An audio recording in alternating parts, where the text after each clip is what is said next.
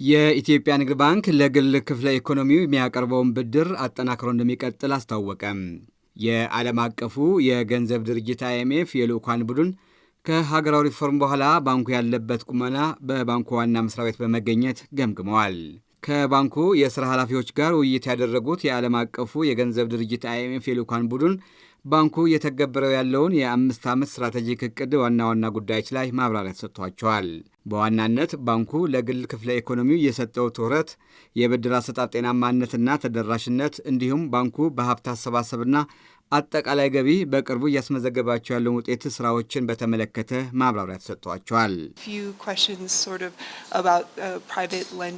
Interested to hear how you think about your portfolio of government securities in all frontiers so that we can have a better የኢትዮጵያ ንግድ ባንክ ፕሬዝደንት ተወካይና የኮርፖሬት ሰርቪስ ኤክስኪዩቲቭ ምክትል ፕሬዝደንት አቶ ኤፍሬም ሞክሪያ የኢትዮጵያ ንግድ ባንክ ለግል ክፍለ ኢኮኖሚ የሚያቀርበው ብድር ጤናማነቱ እንዲረጋገጥና የብድር ተደራሽነቱ ለማስፋት አጠናክረው እንደሚቀጥል ይህንንም ሀሳብ ለልዑካን ቡድኑ እንዳረጋግጡላቸው ተናግረዋል።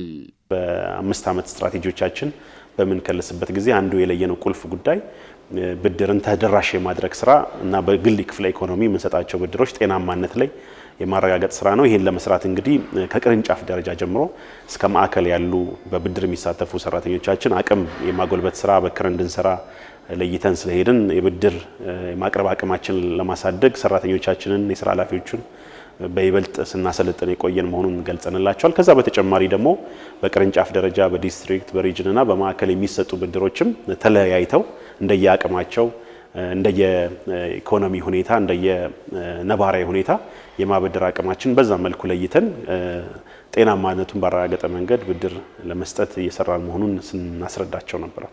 ባንኩ ያለፈው ዓመት በብዙ መለኪያ ስኬታማ እንደነበር ያነሱት አቶ ኤፍሬም በተለይ ከፍተኛ ሀብት የተሰበሰበበት ያልተሰበሰቡ ብድሮች ጤናማ ሆነው እንዲቀጥሉ የተደረገበት መንገድ በልዑካን ቡድኑ በመልካም ጎኑ የተነሱ ጉዳዮች እንደነበሩም ገልጸዋል። ባለፈው ዓመት በተሻለ ገቢ ያገኘንበት እንደዚሁም ደግሞ ያስመዘገብነው ፕሮፊትም ጥሩ እንደነበረ ለማየት ሞክረናል። ከዚህ በተጨማሪ የባንኩ ያልተሰበሰቡ ብድሮችም ጤናማ ሆነው እንዲቀጥሉ ለማስቻል የሄድንባቸው ርቀቶች ጥሩ መሆናቸውን ለማየት ሞክረናል። በዚህኛው ዓመት ደግሞ በጣም በተሻለ መንገድ ከባለፈው ዓመት የተሻለ ሪሶርስ የመሰብሰብ እቅድ ይዘን እየሰራን እንደሆነና ባለፉት ጥቂት ወራት ጥሩ ለውጥ ያስመዘገብን መሆኑን አይተናል። ቀጣይነት ያለው ስራ እየተሰራ መሆኑን ለማስረዳት ነው የሞከርነው። ከዛ በተጨማሪ ደግሞ በፎሪን ከረንሲ ግኝትም በኤክስፖርትም በሪሚታንስም እድገት ደረጃ የተሻለ እድገት እያስመዘገብን እየሄድና አበክረን በእነዚህ ላይ ትኩረት አድርገን እንደምንሰራ ነው ስናስረዳቸው የነበረው።